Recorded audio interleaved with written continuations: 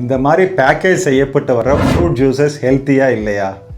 நானும் உங்களை மாதிரி தான் இந்த மாதிரி ஜூஸஸ்லாம் உடம்புக்கு ரொம்ப நல்லதுன்னு நினச்சிட்டு இருந்தேன். ஆனால் அது உண்மை கிடையாது. இதில் சத்து பொருள்கள் எதுவும் கிடையாது. இது உடல் நலத்துக்கு ஹெல்த்தி கிடையாது. அதுவும் இல்லாமல் இதை தொடர்ந்து ரொம்ப நாள் சாப்பிட்டா இதை நம்ம உடல் நலத்துக்கு கேடு, ஆபத்து விளைவிக்கும். அது எப்படின்றத சயின்டிஃபிக்காக டீட்டெயிலாக இன்றைக்கி நான் சொல்ல போகிறேன்.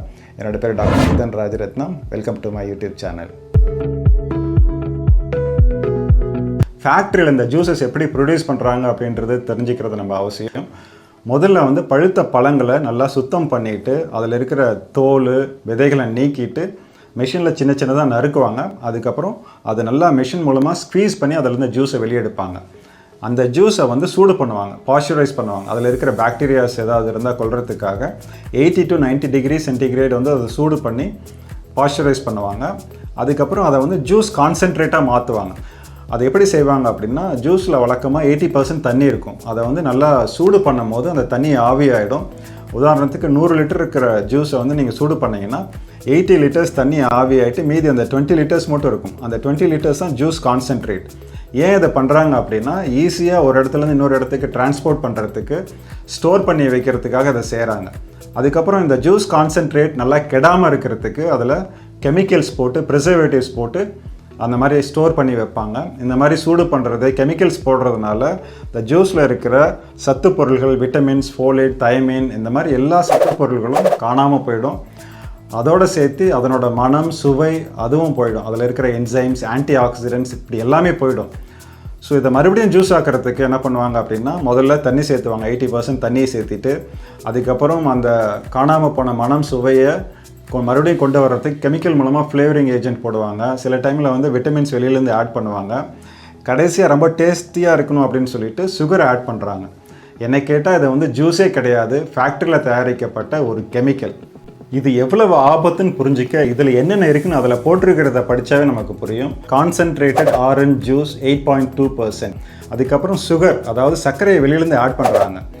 அதாவது நம்ம இனிப்பாக இருக்கிற ஜூஸில் எதுக்கு சுகர் ஆட் பண்ணுறாங்கன்னு எனக்கு தெரியல. டீ காஃபியில் தான் நம்ம சுகர் போட்டு குடிப்போம். அதில் ஜூஸில் சுகர் ஆட் பண்ணுறாங்க. அதுக்கப்புறம் அசிடிட்டி ரெகுலேட்டர் 330, இது ஒரு கெமிக்கல். அதுக்கப்புறம் அயோடைஸ்டு சால்ட், உப்பு ஆட் பண்ணுறாங்க.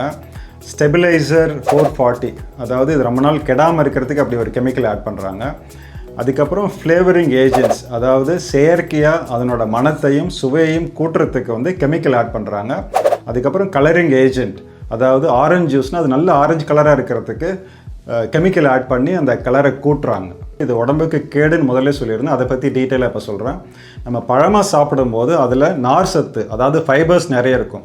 அந்த ஃபைபர்ஸ் அந்த பழங்களில் இருக்கிற ஃப்ரக்டோஸ் ரத்தத்தில் கலக்கிறத கண்ட்ரோல் பண்ணும். மெதுவாக தான் அந்த வயிற்றுலேருந்து உறிஞ்சப்பட்டு ரத்தத்தில் கலக்கும். அதுவே இந்த மாதிரி நம்ம ஜூஸாக குடிக்கும்போது நிறைய குடிப்போம். அந்த நிறைய ஃப்ரக்டோஸ் சடனாக பிளட்டில் ரைஸ் ஆகும். இந்த ஃப்ரக்டோஸில் ஒரு ப்ராப்ளம் இருக்குது. இது குளுக்கோஸ் மாதிரி கிடையாது. குளுக்கோஸ் நம்ம உடம்புல இருக்கிற எல்லா செல்களும் அதை மெட்டபாலிசம் செய்யும், எனர்ஜியாக மாற்றும். ஆனால் ஃப்ரக்டோஸ் ஒன்லி கல்லீரலில் மட்டும்தான், லிவரில் மட்டும்தான் அது மெட்டபாலிசம் செய்யப்படும். அதனால் அந்த சடனாக அந்த மாதிரி ஃப்ரக்டோஸ் உடம்புல அதிகமாகும் போது அது ட்ரைகிளிசரைட்ஸாக மாற்றப்படும் கல்லீரலில். அந்த ட்ரைகிளிசரைட்ஸ் கொழுப்பாக மாறி நம்ம லிவர்லேயும் ஸ்டோர் ஆகும், மற்ற உறுப்புகள்லேயும் ஸ்டோர் ஆகும். இதனால் ஃபேட்டி லிவர் வர்றதுக்கு வாய்ப்புகள் அதிகம், உடல் பருமன் அதிகமாகிறதுக்கு வாய்ப்புகள் அதிகம், இன்சுலின் ரெசிஸ்டன்ஸ் அதிகமாகிறதுக்கு வாய்ப்புகள் அதிகம். இன்னொரு ப்ராப்ளம் என்னென்னா, இந்த மாதிரி பேக்கேஜ் ஃப்ரூட் ஜூஸஸில் அதில் இருக்கிற பழங்கள் இருக்கிற ஃப்ரக்டோஸோடு சேர்த்து வெளியில் வேறு சுகர் ஆட் பண்ணுறாங்க. அந்த ஒரு சின்ன பேக்கெட்டில் கூட 2 டீஸ்பூன் சுகர் இருக்கும். ஸோ நீங்கள் அடுத்த முறை இந்த மாதிரி ஃபேன்சியான பேக்கேஜ் செய்யப்பட்ட ஃப்ரூட் ஜூஸஸை பார்த்து ஏமாந்துடாதீங்க. இது ஒரு ஆபத்தான கெமிக்கல் கலக்கப்பட்ட சர்க்கரை தண்ணி. ஹெல்த்தியாக இருக்கணும்னா பழத்தை அப்படியே ஜூஸ் ஆக்காமல் சாப்பிடுங்க.